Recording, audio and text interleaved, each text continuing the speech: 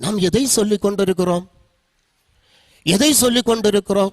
2000 ஆண்டுகளுக்கு முன்பாக இயேசு கிறிஸ்து குருடருக்கு பார்வை கொடுத்தார், சப்பானிகளை குணப்படுத்தினார், முடவர்களை எழுப்பினார், நல்ல அருளுரைகளை தந்தார், அற்புதங்களை அடையாளங்களை செய்தார், மரித்தவர்களை உயிரோடு எழுப்பினார். இல்லை என்று சொல்லவில்லை. நடந்தது. 2000 ஆண்டுகளுக்கு முன்பாக இந்த அற்புதங்களை அடையாளங்களை செய்த ஆண்டவர் என்னுடைய வாழ்க்கையிலே, உங்களுடைய வாழ்க்கையிலே, நம்முடைய பெற்றோருடைய வாழ்க்கையிலே, நம்முடைய மூதாதையர்களுடைய வாழ்க்கையிலே எதை செய்தார்? எதை செய்தார்? அதை மக்களுக்கு சொல்ல வேண்டும். நம்முடைய அனுபவத்திலே நாம் பெற்றுக்கொண்ட நன்மைகளை, ஆசீர்வாதங்களை மக்களுக்கு அறிவிக்க நாம் அழைக்கப்படுகின்றவர்களாக இருக்கிறோம். நம்முடைய மூதாதையர்களுடைய நிலைமை என்ன? கன்னியாகுமரி மாவட்டத்தில் 2வது மிஷனரியாக வந்தவர் சார்லஸ் மீட்டையர். குளச்சல்ல வந்தார். ஜொகனா மீட்டம்மையாரோடு இணைந்து அவர் பணியாற்றினார். அவர் அந்த கடற்கரையில் வந்து இறங்கின போது துறையை பார்க்கறதுக்கு நிறைய பேர் கூடினாங்க. அநேக பெண்கள் கூடினார்கள். வெள்ளக்காரர் வரார், அவரை பார்க்கணும். பெண்கள் இடுப்புக்கு மேலே துணை இல்லை, மேலாடை இல்லாமல் இருந்தார்கள். சார்லஸ் மீட், உங்களுடைய மானத்தை மறைக்க ஒரு முழம் துணி கிடைக்கலையான்னு கேட்டார். அவர்கள் சொன்னார்கள், நாங்கள் மேலாடை அணிவது சட்டப்படி குற்றம். நாங்கள் மேலாடை அணிவது சட்டப்படி குற்றம்.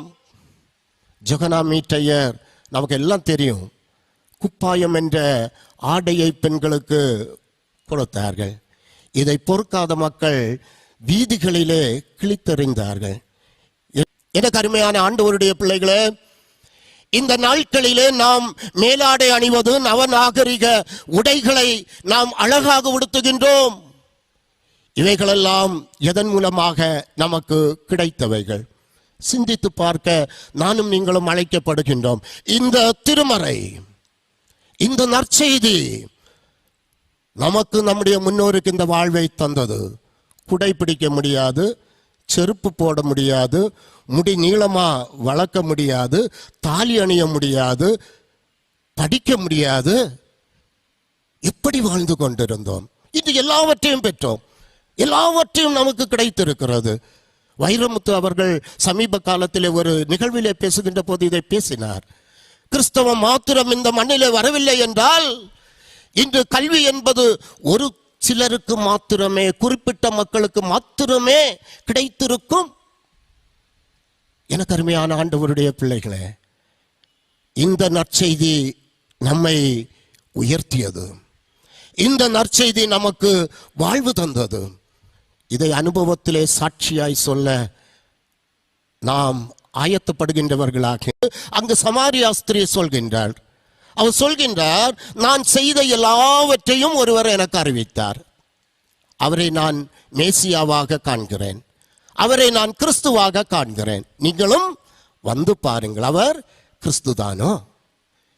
தான் தன்னுடைய வாழ்க்கையிலே அனுபவித்த, அறிந்த ஒரு நல்ல செய்தியை, உண்மை செய்தியை தன்னுடைய இனத்தாரிடத்திலே போய் சொன்னாள்.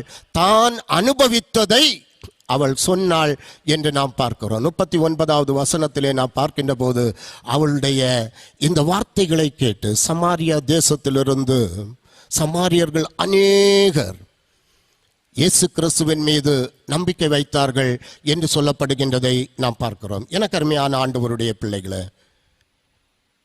நம்முடைய அனுபவத்திலிருந்து ஆண்டவரை சொல்கின்ற போது, ஆண்டவரை நம்மோடு வாழ்கின்ற மக்கள் அறிந்து கொள்வார்கள் என்பதை அறிந்து கொள்ள நாம் அழைக்கப்பட்டவர்களாக இருக்கிறோம்.